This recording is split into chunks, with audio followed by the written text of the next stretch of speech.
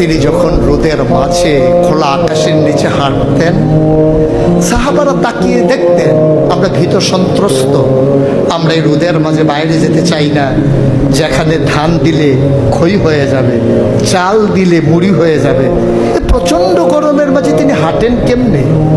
অবাক বিশ্বে উপরের দিকে তাকিয়ে দেখতেন নবী হেঁটে যায়, আর নবীর মাথার উপরে একটা মেঘের টুকরা ছায়া হয়ে হয়ে পাশে পাশে যায়। এবড়ো থেবড়ো পাথরগুলোর উপর দিয়ে আমার নবী যখন হাঁটতেন, পাথরের কোনা বের হওয়া পাথরে সবাই হাঁটতে ভয় পেতেন, অথচ নবী সেই এবড়ো থেবড়ো পাথরের উপর দিয়ে হেঁটে যেতেন।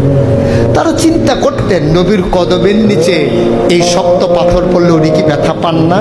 পরীক্ষা করার জন্যে পেছনে পেছনে অনেকেই দৌড়াতেন।